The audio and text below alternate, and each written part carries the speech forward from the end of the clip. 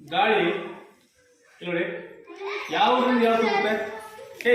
ಯಾರು ಹೇಳ್ತಿದ್ರು ಯಾವ ಗಾಳಿ ಯಾವ ತರ ಹೋಗುತ್ತೆ? ದೊಡ್ಡದಿಂದ ಸಣ್ಣಕ್ಕೆ ಹೋಗುತ್ತಾ? ಸರಿ ಹೇಳಿ, ದೊಡ್ಡದಿಂದ ಜಾಸ್ತಿ ಗಾಳಿಗೆ ಕಮ್ಮಿ ಗಾಳಿ ಹೋಗ್ತದಾ? ಇಲ್ಲ ಸರ್, ಈ ದೊಡ್ಡದ್ರಿಂದ ಸಣ್ಣಕ್ಕೆ ಬರ್ತೈತಿ. ದೊಡ್ಡದಿಂದ ಸಣ್ಣಕ್ಕೆ ಬರುತ್ತೆ. ನೋಡೋಣ, ಗಾಳಿ ದೊಡ್ಡದ್ರಿಂದ ಸಣ್ಣಕ್ಕೆ ಬರುತ್ತೋ ಸಣ್ಣ ದೊಡ್ಡ ಬರುತ್ತೆ ನೋಡೋಣ. ನಿಮ್ದೆಲ್ಲ ಹೇಳ್ತಿದ್ರೆ ದೊಡ್ಡದ್ರಿಂದ ಸಣ್ಣಕ್ಕೆ ಬರುತ್ತೆ ಅಂತನಾ? ಸರ್ ನಮ್ದೆಲ್ಲ ದೊಡ್ಡದ್ರಿಂದ ಸಣ್ಣಕ್ಕೆ.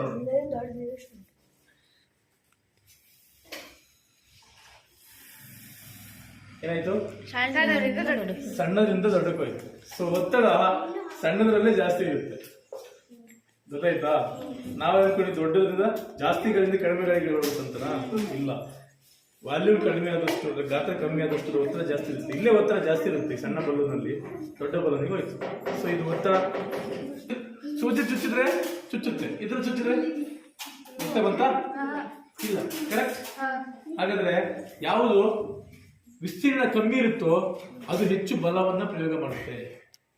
ಯಾವ ವಸ್ತು ತುಂಬಾ ಕಡಿಮೆ, ನೋಡಿ ಚಾಕು, ಅದು ಹರಿತವಾದ ಅಲಗು ನೋಡಿ, ಆಪಲ್ ಕಟ್ ಮಾಡುತ್ತೆ. ಚಾಕು ದಪ್ಪ ಇದ್ರೆ, ಚಾಕು ಹರಿತ ಇಲ್ಲ ಅಂದ್ರೆ ಕಟ್ ಮಾಡಿ ತುಂಬಾ ಕಷ್ಟ. ಇದು ತುಂಬಾ ಚೂಪಾಗಿ ಸೂಜಿ ಆದ್ರೆ ಹೋಗ್ತಿತ್ತು ಕೈಯಾಗೆ. ಇದು ನೋಡಿ, ಇದ್ರ ವಿಸ್ತೀರ್ಣ ಜಾಸ್ತಿ ಇದೆ, ಸೂಜಿ ತುದಿಯ ವಿಸ್ತೀರ್ಣ ತುಂಬಾ ಕಡಿಮೆ ಇದೆ, ಅದಕ್ಕೆ ಬೇಗ ಹೋಗುತ್ತೆ. ಯಾವುದರ ವಿಸ್ತೀರ್ಣ ತುಂಬಾ ಕಡಿಮೆ ಇರುತ್ತೋ ಅದು ಹೆಚ್ಚು ಒತ್ತಡವನ್ನ ಉಂಟು ಮಾಡುತ್ತೆ.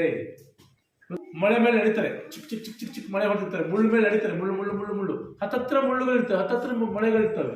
ಅದ್ರ ಮೇಲೆ ನಡೆದಾಗ ಅವರಿಗೆ ಕಪ್ಪದೇ ಇಲ್ಲ, ಚುಚ್ಚದೇ ಇಲ್ಲ. ಈಗ ನೋಡಿ, ಈ ಕಡೆಯಿಂದ ಮಾಡಿದಾಗ ಚುಚ್ಚುತ್ತೆ ನನಗೆ, ಮೂವ್ ಆಗುತ್ತೆ ನೋಡಿ. ಇದು ವಿಸ್ತೀರ್ಣ ತುಂಬಾ ಕಡಿಮೆ ಇದೆ. ಈ ಕಡೆಯಿಂದ ಮಾಡಿದಾಗ ಇದ್ರ ವಿಸ್ತೀರ್ಣ ಜಾಸ್ತಿ ಇದೆ, ಅದಕ್ಕೆ ಒತ್ತಡ ಜಾಸ್ತಿ ಬೀಳೋದಿಲ್ಲ. ಈ ಕಡೆಯಿಂದ ಮಾಡಿದಾಗ ಒತ್ತಡ ಜಾಸ್ತಿ ಬೀಳುತ್ತೆ. ಸೊ ಈಗ ನೀವು ನೋಡೋಣ, ಮೊಟ್ಟೆಗಳೆಲ್ಲ ಹತ್ತಲ್ಲಿ ಹಾಕಿದ್ದೀನಿ, ಸರಿಯಾಗಿ ಜೋಡಿಸೋಣ.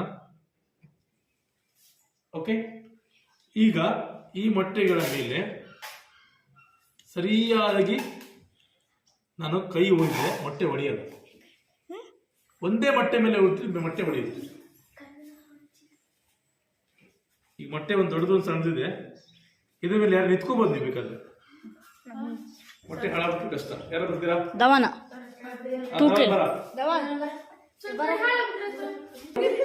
ಬೆಲ್ಲ ಸರಿ ಸರಿ ಹೇಳು. ಎಸ್ ನೋಡಿ, ನೋಡಿ ಹೊಡೆದೈತಾ?